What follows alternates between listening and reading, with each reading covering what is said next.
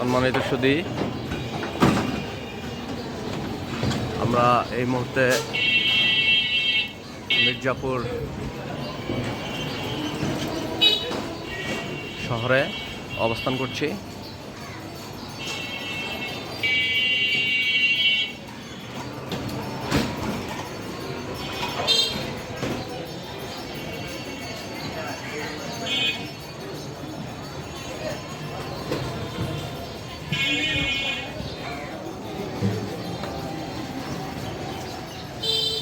টাঙ্গাইল মির্জাপুর আপনারা দেখতে পাচ্ছেন।